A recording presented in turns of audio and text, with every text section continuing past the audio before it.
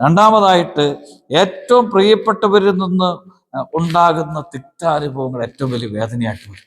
ഏറ്റവും പ്രിയപ്പെട്ടവരിൽ നിന്ന് പ്രിയപ്പെട്ടവരിൽ നിന്നുണ്ടാകുന്ന മാനസിക വിഷമങ്ങൾ, നിങ്ങളുടെ ഭർത്താവിൽ നിന്നും, ഭാര്യയിൽ നിന്നും, മാതാപിതാക്കന്മാർ, ബെസ്റ്റ് ഫ്രണ്ടിൽ നിന്ന് ഉണ്ടാകുന്ന വേദനകൾ, അതാണ് പലപ്പോഴും ഏറ്റവും വലിയ വേദന എന്ന് പറയുന്നത്.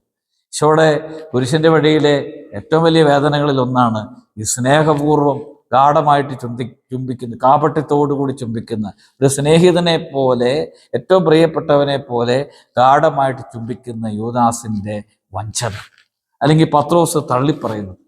ഈശോ അനുഭവിച്ച പ്രധാനപ്പെട്ട വേദനകളിൽ ചിലതാണ്. ഒന്ന് യൂദാസിന്റെ ചുംബനം, പത്രോസ് തള്ളിപ്പറയുന്നു, ശിഷ്യന്മാർ ഓടി ഓടിക്കുന്നു. പ്രിയപ്പെട്ടവർ ഈശോയുടെ കൂടത്തിലില്ല.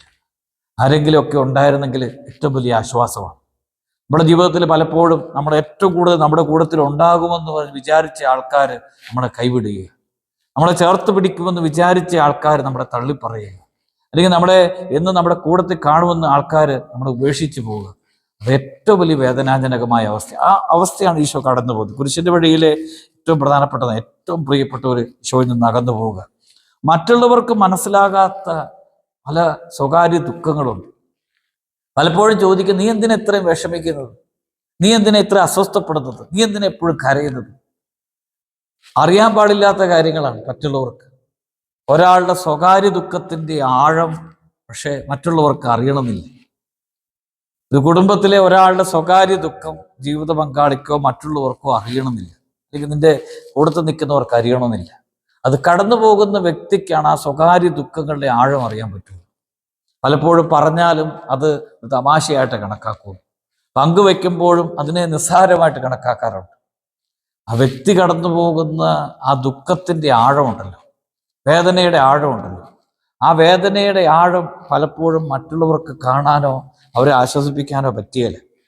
മറ്റുള്ളവർക്ക് പരിഹരിക്കാൻ പറ്റാത്ത പല വേദനകളുണ്ട്. നമ്മൾ പറഞ്ഞിട്ട് ചിലപ്പോൾ കാര്യമില്ല. മറ്റുള്ളവരോട് പറഞ്ഞാലും പരിഹരിക്കാൻ പറ്റാത്ത വേദനകളുണ്ട്. പ്രിയപ്പെട്ടവരെ, ഇങ്ങനെയുള്ള വേദനയിലൂടെ കടന്നു പോകുന്നവർ ഒരു കാര്യം, ഈശോയുടെ അടുത്തിരിക്കുക എന്ന് മാത്രമേ ഉള്ളൂ.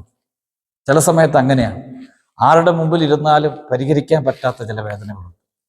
ആരോട് പറഞ്ഞാലും പരിഹരിക്കാൻ പറ്റാത്ത പ്രശ്നങ്ങളുണ്ട്. മണിക്കൂറുകളോളം മറ്റുള്ളവരോട് പങ്കുവെച്ചാൽ, ചിലപ്പോൾ കൗൺസിലിങ്ങിന് മണിക്കൂറുകളോളം പറഞ്ഞാലും പ്രശ്നം മാറത്തില്ല.